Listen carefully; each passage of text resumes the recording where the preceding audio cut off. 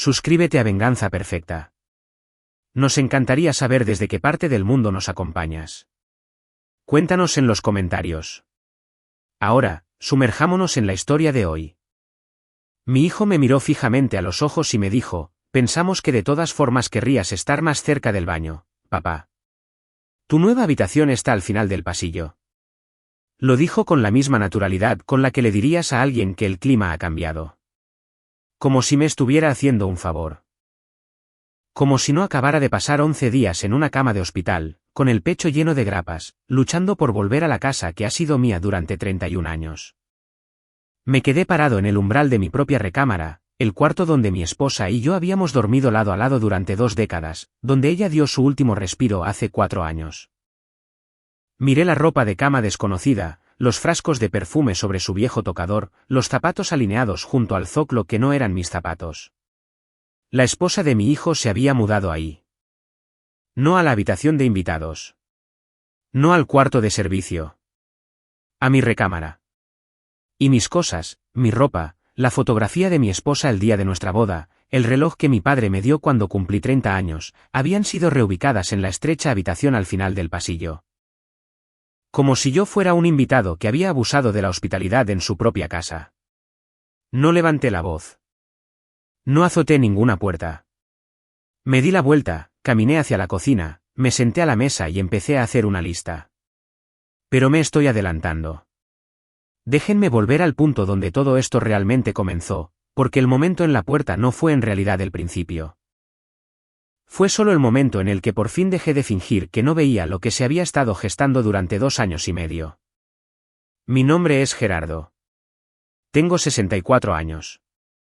Pasé 38 años trabajando como ingeniero de proyectos para una empresa constructora mediana en las afueras de Monterrey, Nuevo León. No soy un hombre que hable mucho de sus sentimientos o que haga escándalos en la mesa. Mi esposa, Carmen, solía decir que yo proceso las cosas de manera lenta pero minuciosa, como un fuego que arde lentamente. Creo que lo decía como un cumplido. Ella era la rápida. La astuta. La que podía leer una habitación entera en 10 segundos y decirte exactamente en quién de los presentes no se podía confiar. Siempre pensé que se me había pegado lo suficiente de ella como para arreglármela solo. Después de que murió, me di cuenta de cuánto me había apoyado en su juicio sin darme cuenta. Carmen falleció de un derrame cerebral en la primavera, 4 años antes de que todo esto sucediera. Tenía 59 años. Estaba en la cocina preparando café cuando ocurrió. Se fue en cuestión de minutos, dijo el doctor. No hablo mucho de ello porque todavía no encuentro las palabras adecuadas. Solo sé que, cuando regresé a esa casa vacía, algo cambió dentro de mí y nunca volvió a ser igual. Mi hijo, Raúl, tenía 31 años en ese entonces. Vivía a unos 40 minutos de distancia con su esposa, Daniela, a quien todos llamaban Dani. Llevaban 3 años casados. Dani me había caído bastante bien en la boda. Era brillante, tenía una buena carcajada y parecía amar a mi hijo. En los meses posteriores a la muerte de Carmen, Raúl empezó a llamar con más frecuencia y a visitarme los fines de semana. Lo aprecié mucho. Me dije a mí mismo que mi hijo se había convertido en un buen hombre. Unos 8 meses después del funeral, Raúl vino a hablarme de una situación. Había dejado su puesto en una empresa de logística y estaba intentando iniciar algo por su cuenta, una pequeña agencia de transporte de carga. Necesitaba tiempo para echarlo a andar. Dani trabajaba como gerente de un consultorio dental, pero sus ingresos por sí solos no eran suficientes para cubrir la renta mientras tanto. Me preguntó si podían quedarse conmigo un tiempo. 6 meses, tal vez 8. Solo hasta que el negocio tomara impulso. Le dije que sí. Por supuesto que le dije que sí. Era mi hijo. La casa tenía 4 recámaras y solo yo vivía ahí. Carmen también le habría dicho que sí. Se mudaron un martes de octubre con 2 autos llenos de cajas y un camión rentado. Raúl instaló una mesa plegable en el cuarto de invitados a modo de oficina. Dani reorganizó la cocina, lo cual no me encantó, pero lo dejé pasar porque me convencí de que era práctico. Dijeron que cubrirían los servicios y que compartiríamos el gasto del súper. Yo les dije, no se preocupen por eso. Solo concéntrense en levantar el negocio. Debí haberlo dejado por escrito. Debí haber puesto las condiciones en papel. Ahora lo sé. Pasaron 6 meses. El negocio seguía en sus primeras etapas de desarrollo. Pasaron 8 meses. Raúl dijo que tenía un par de prospectos prometedores. Pasó 1 año. A Dani le dieron un pequeño aumento en el trabajo. Compraron un perro sin consultarme primero, un Golden Retriever grande y entusiasta llamado Canelo, que de inmediato reclamó el sillón de la sala como su territorio personal. Me gustan los perros, pero me habría gustado que me consultaran. En algún momento de ese primer año, la dinámica en la casa cambió de una manera que no supe identificar en ese instante. Cosas pequeñas. Raúl empezó a abrir la puerta cuando alguien tocaba, como si fuera el anfitrión para recibir invitados en su propia casa. Dani reorganizó los muebles de la sala y puso la mecedora de Carmen en la esquina junto a la ventana, de cara a la pared, porque dijo que arruinaba la fluidez del espacio. Yo la volví a poner en su lugar. Ella la volvió a mover una semana después. Yo la regresé otra vez a su sitio. Después de la tercera vez, desapareció por completo. Raúl me dijo que la había guardado en el closet porque le estorbaba al espacio de Canelo. Me quedé de pie en la sala por mucho tiempo esa tarde, mirando la esquina donde ya no estaba la silla de Carmen. Pensé en decir algo.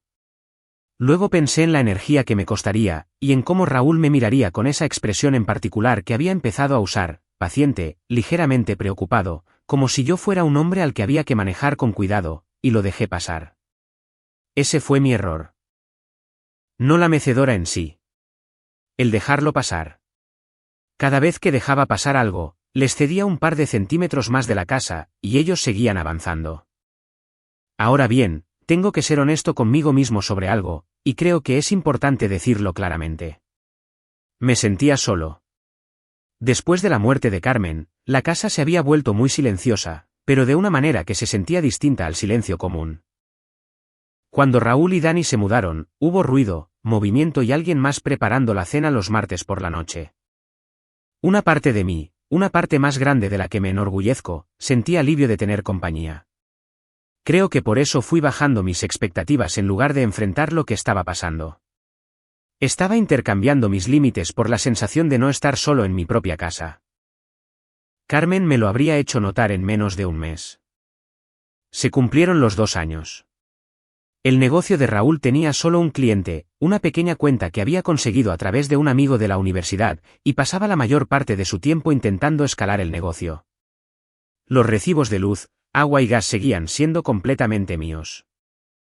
El súper corría íntegramente por mi cuenta. Había dejado de mencionar el arreglo original porque, cada vez que tocaba el tema, Raúl se quedaba callado y me decía que las cosas estaban complicadas en ese momento, que la industria enfrentaba dificultades, que no quería sumarle estrés a la situación, y entonces yo daba marcha atrás. Poco a poco, sin darme cuenta, me había convertido en un hombre que necesitaba pedir permiso para sentirse incómodo en su propia casa. Luego, hace 14 meses, sufrí un infarto. Tenía 63 años, estaba en buena forma para mi edad, me cuidaba el colesterol y hacía ejercicio cuando el clima me lo permitía. Pero ocurrió de todos modos, un miércoles por la mañana de febrero, mientras limpiaba la banqueta del patio trasero.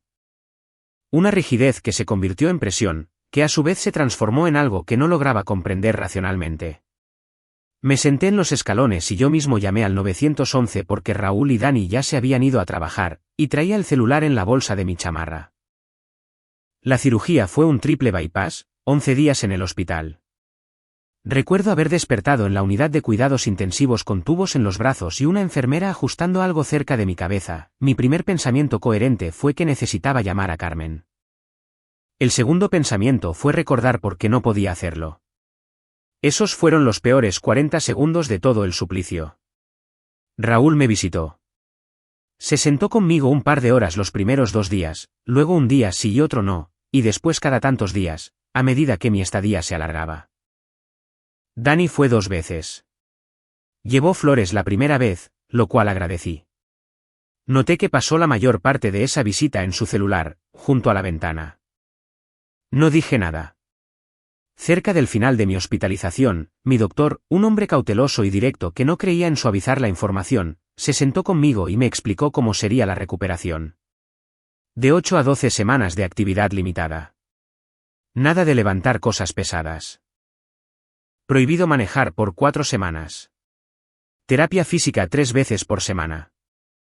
Tendría que subir las escaleras con cuidado, descansar con frecuencia y monitorear mi presión arterial 2 veces al día. Me preguntó si tenía a alguien en casa para que me ayudara con las tareas básicas durante las primeras 2 o 3 semanas. Le dije que mi hijo y mi nuera vivían conmigo. Asintió y anotó algo en su expediente.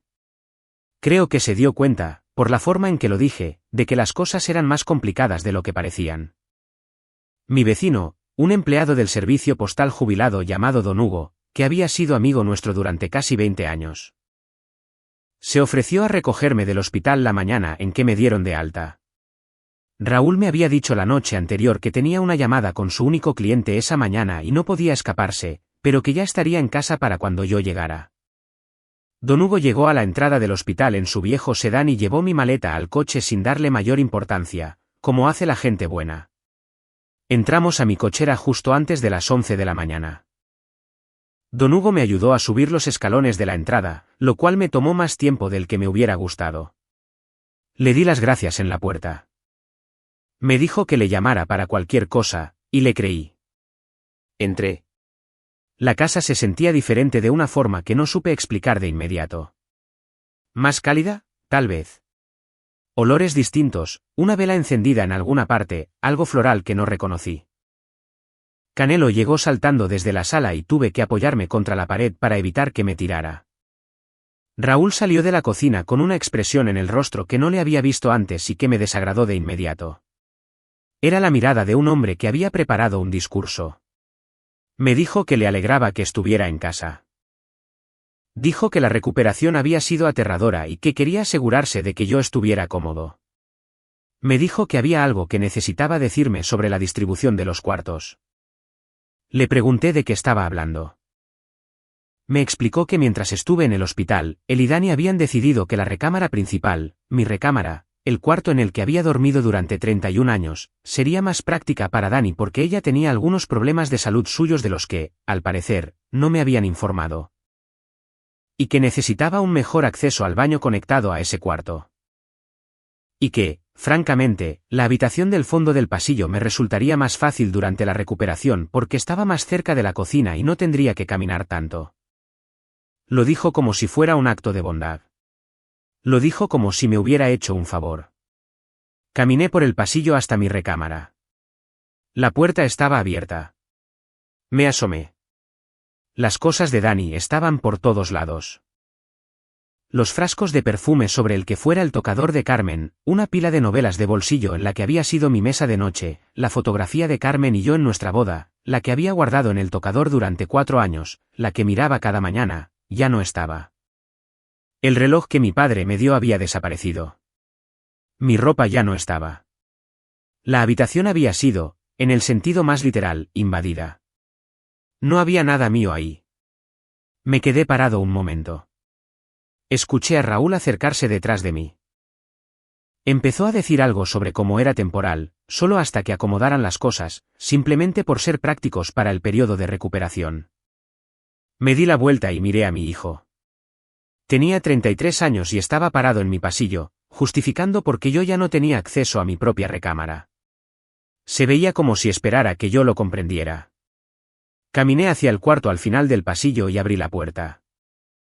Habían movido mi ropa al closet y la habían dejado hecha un montón, sin colgar.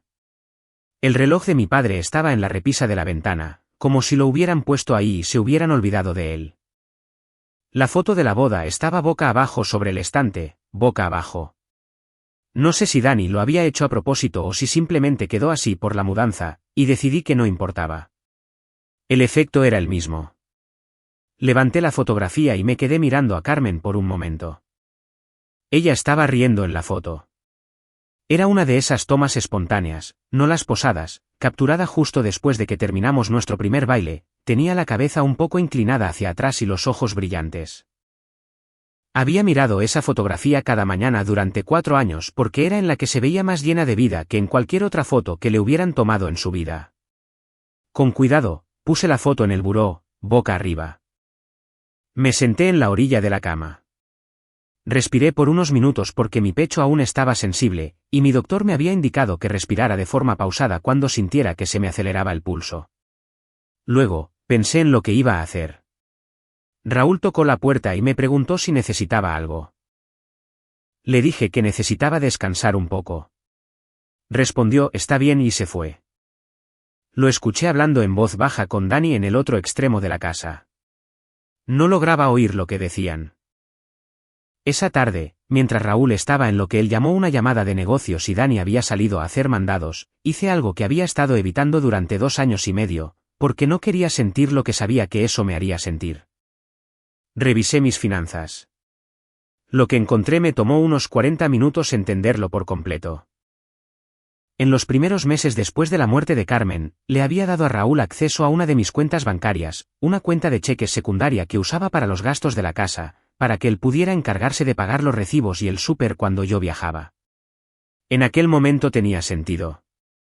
Confiaba en mi hijo y no quería preocuparme por los pagos automáticos mientras estaba fuera en una conferencia o visitando a mi hermana en Mérida. No había revisado ese arreglo detenidamente en 3 años. A lo largo de esos 3 años, los retiros de esa cuenta no coincidían con nada que yo pudiera justificar como gastos de la casa. Había transferencias regulares, lo bastante pequeñas como para no activar ninguna alarma de inmediato, unos 3,500 pesos por aquí, otros 5,000 pesos por allá, hacia una cuenta externa que no reconocía, a veces, 2 veces al mes. En 30 meses, el total no era poco. Me senté a asimilarlo durante un buen rato. Miré los números varias veces para asegurarme de que estaba leyéndolos correctamente. Y así era. Quiero ser honesto sobre cómo se sintió ese momento, porque creo que es importante. No fue rabia, no al principio.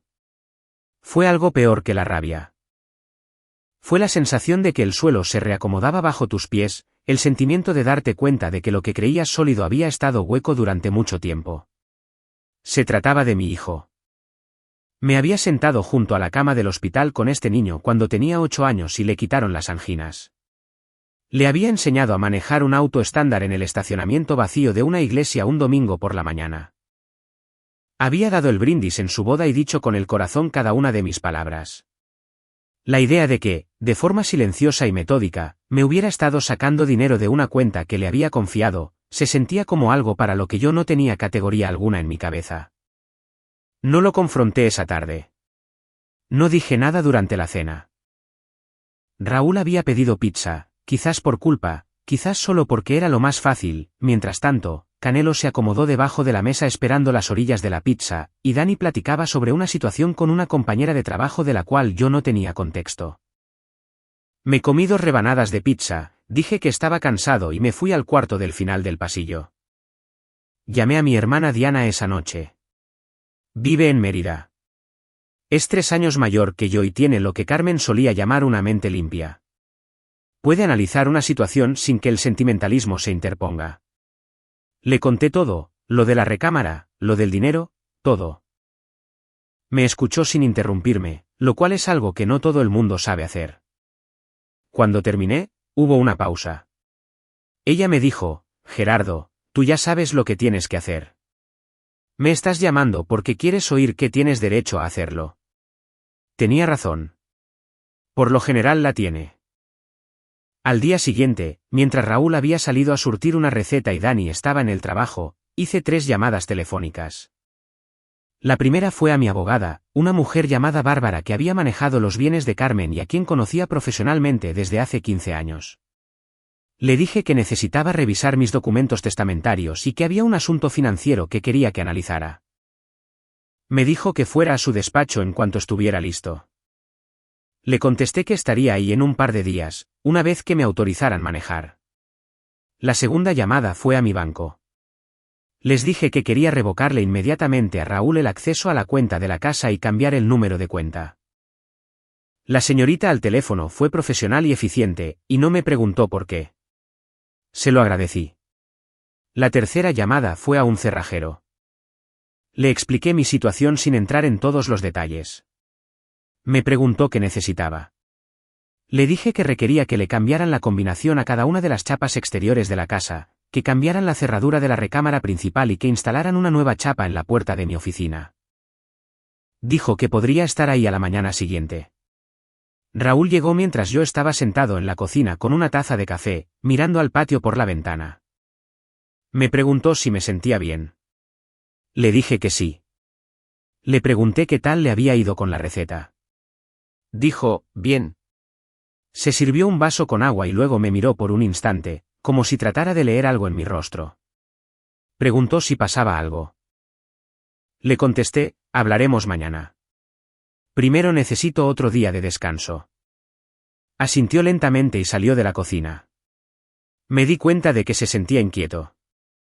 Volví a mirar hacia el patio trasero. El fresno junto a la barda apenas empezaba a mostrar el primer verde pálido de sus hojas nuevas. Carmen había plantado ese árbol la primera primavera que vivimos en la casa. Apenas era un arbolito en ese entonces. Ahora era más alto que el techo. El cerrajero llegó a la mañana siguiente a las 9. Fue muy callado y meticuloso, y terminó el trabajo en más o menos 1 hora con 20 minutos. Modificó la combinación de las 3 puertas exteriores, cambió la chapa de la recámara principal e instaló un cerrojo con llave en la puerta de mi oficina. Le di una propina en efectivo. Raúl bajó las escaleras mientras el cerrajero todavía estaba trabajando. Observó por un momento sin decir nada. Luego me preguntó qué estaba pasando. Le dije que le explicaría todo a la 1. Le pedí que se asegurara de que Dani estuviera en casa. Miró al cerrajero, luego volvió a mirarme, y subió las escaleras sin decir una palabra más. A la 1 nos sentamos en la mesa de la cocina, los 3. Yo había dormido mejor de lo que había dormido en meses. Mi pecho aún me dolía y me movía con cuidado, pero mi mente estaba despejada de un modo que no lo había estado en mucho tiempo. Pensé en Carmen. Pensé en lo que diría si pudiera ver esta mesa en este momento, su esposo sentado frente a su hijo y su esposa en la casa que ella tanto amó.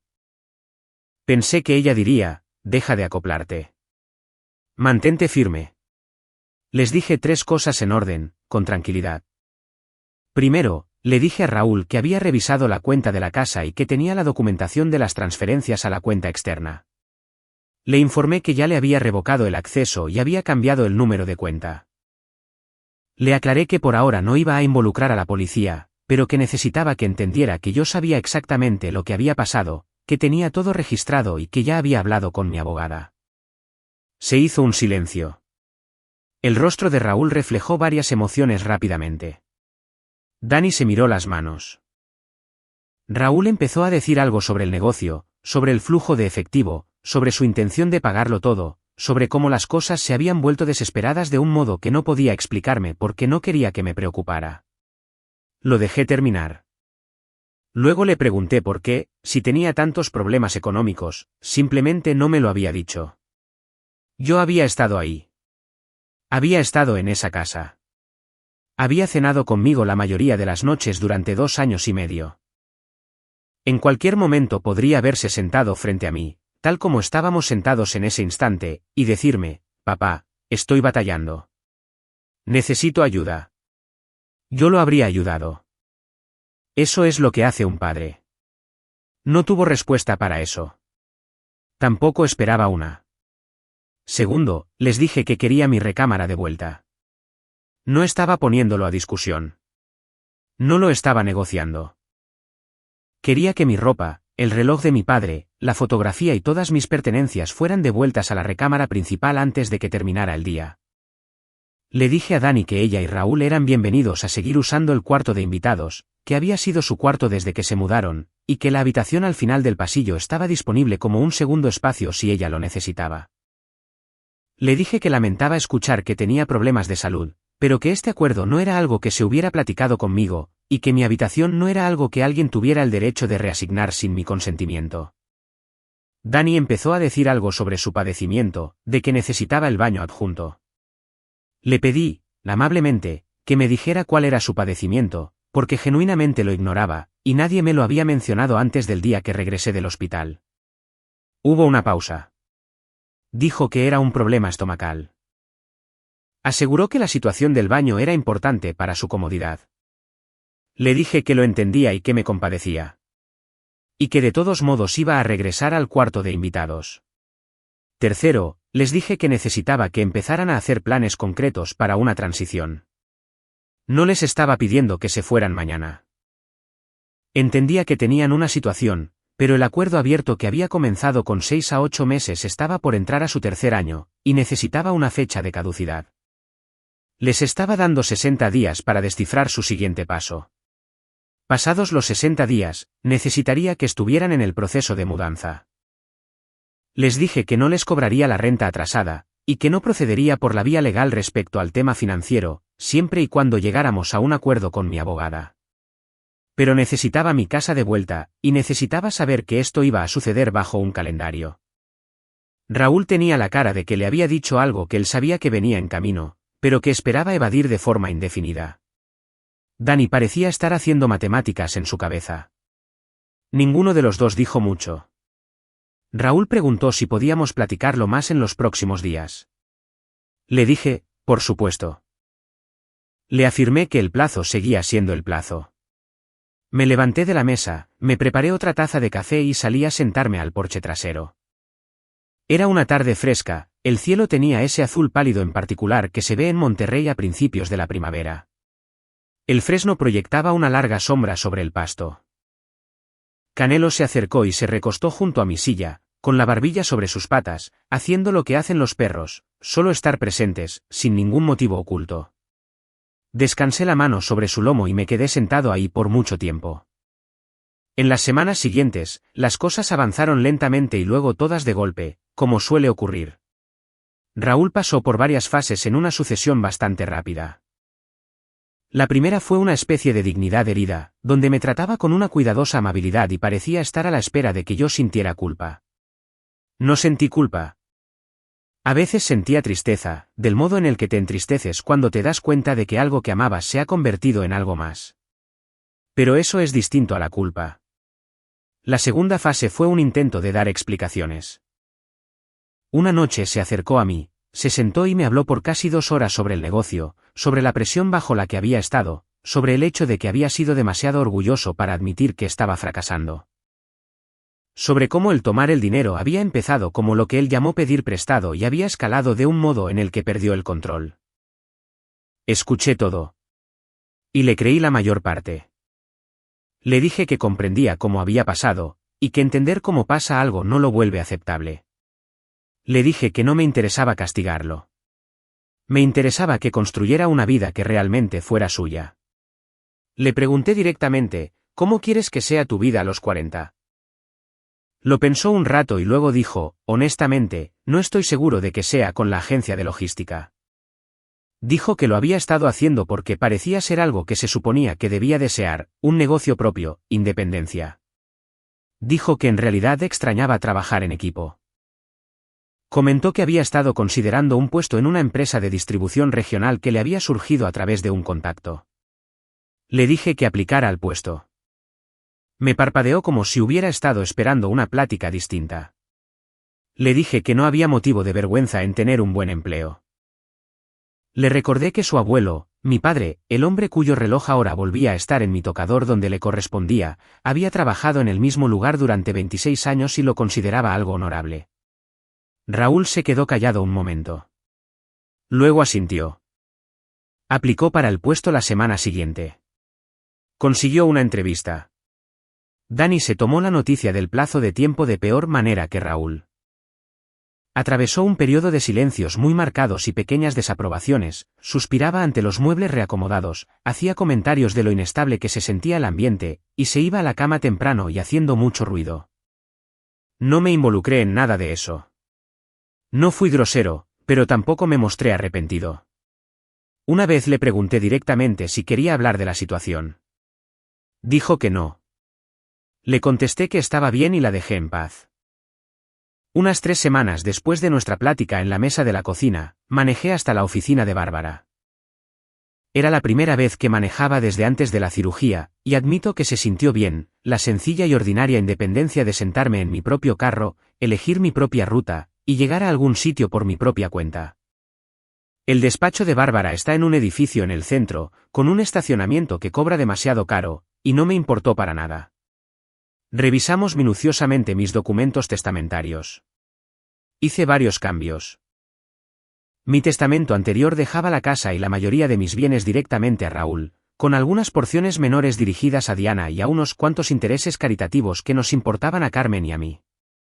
Lo reestructuré de forma sustancial. La parte de Raúl se redujo significativamente y ahora estaba sujeta a condiciones. Creé un fideicomiso con Bárbara como administradora designada, lo cual significaba que los bienes serían administrados por alguien que no tenía ningún interés en apresurarme a salir de escena. Diana recibió una porción mayor. Dirigí una parte significativa a una fundación en la que Carmen había sido voluntaria durante años. No le comenté a Raúl sobre los cambios. Esto fue a propósito. No lo ocultaba por malicia. Eran mis bienes para manejarlos como mejor me pareciera, pero tampoco sentía que mi planeación patrimonial fuera algo de lo que le debía un adelanto. Si algún día me preguntaba de frente, le hablaría con honestidad. No me preguntó. También pacté un acuerdo con Bárbara sobre el asunto financiero, respecto a las transferencias de la cuenta de la casa. Raúl firmó un documento reconociendo los montos y comprometiéndose a hacer la devolución mediante un calendario de pagos estructurado a 2 años y sin intereses. Fue más indulgente de lo que ameritaba el derecho, y se lo hice ver claramente a Raúl en el momento que lo firmó. No discutió. Se veía, por primera vez en mucho tiempo, como un hombre rindiendo cuentas consigo mismo en lugar de tratar de manipularme a mí. Llegaron y se fueron los 60 días. Raúl y Dani no estaban fuera del todo, pero genuinamente estaban en proceso. A Raúl le habían ofrecido el puesto de distribución y lo había aceptado. Encontraron un departamento a unos 20 minutos de distancia, de 2 recámaras, con una renta razonable, dentro de su presupuesto combinado. Habían dado el depósito. Estaban mudando las últimas cosas un sábado de junio. Les ayudé a subir cajas al camión rentado de mudanza, con cuidado, dentro de mis propios límites. No porque me sintiera obligado, sino porque Raúl seguía siendo mi hijo, y yo seguía siendo su padre, y eso seguía siendo verdad en medio de todo. Cuando el camión estuvo empacado, Raúl se quedó parado en la cochera por un momento. Miró la casa y luego me miró a mí. Me dijo, lo siento, papá. Lo digo en serio. No es la disculpa armada, lo siento de verdad. Le creí. Le dije que lo sabía. Le dije que iría a cenar a su nuevo departamento siempre y cuando me invitara, y que la invitación tenía que venir de él. Asintió. Dani se despidió desde la ventana del copiloto. Me despedí con la mano. Se fueron. Canelo, quien al parecer había decidido aceptarme como su persona principal en algún punto del último mes, se sentó junto a mí en la cochera y miró al camión hasta que dio vuelta en la esquina. La casa quedó en silencio cuando volví a entrar. No era el silencio hueco que se sintió tras la muerte de Carmen, cuando el silencio tenía su propio peso y textura, era una clase de silencio diferente. El silencio de un espacio que vuelve a ser tuyo. La paz de unas recámaras que esperan ser habitadas bajo tus propios términos. Fui a mi recámara. Mi recámara. Mi ropa en el closet, colgada correctamente.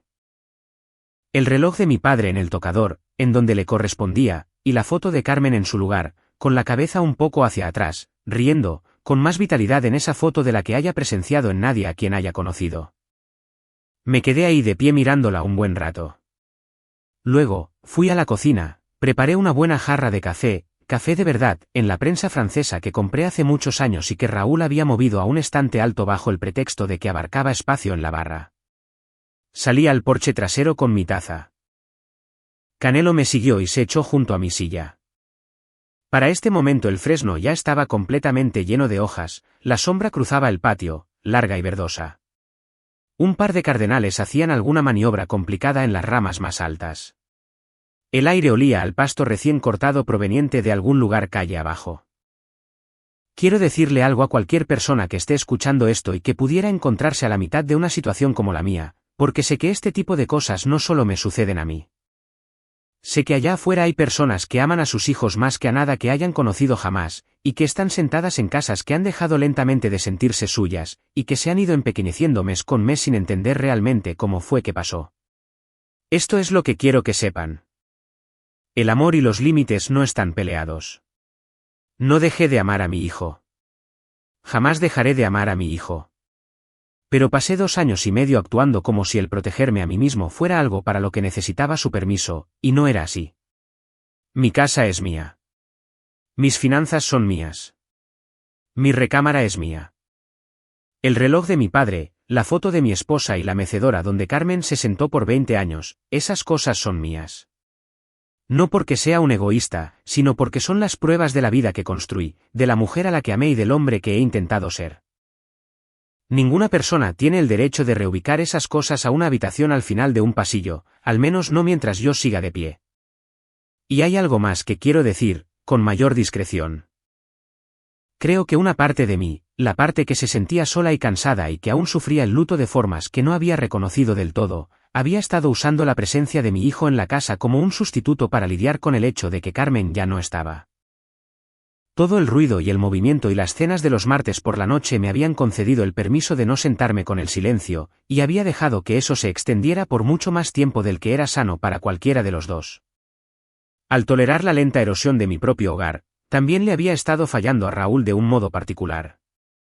Le había facilitado el que evitara convertirse en el hombre que requería llegar a ser. Cuando al fin hice lo que debía haber hecho un año atrás, fue duro para ambos. Pero Raúl está, en este preciso momento, en su propio departamento, trabajando en un empleo que en verdad le gusta, construyendo una vida que genuinamente es suya. Y creo que eso es justo lo que un padre debería anhelar para su hijo. No soy un hombre de los que cuestiona mucho sus decisiones una vez que las ha tomado. Carmen solía molestarme con eso. Decía que mi velocidad de procesamiento emocional era como la de un glaciar, pero que, una vez que empezaba a moverme, arrasaba con todo a mi paso. Creo que no le faltaba razón. Eventualmente, los cardenales en el Fresno resolvieron el desacuerdo que tuvieran entre sí. Canelo emitió un largo suspiro y rodó sobre su costado a tomar el sol. Sus orejas se relajaron, era el contento innato de un perro en una mañana cálida. Bebí mi café. Pensé en llamar a Diana.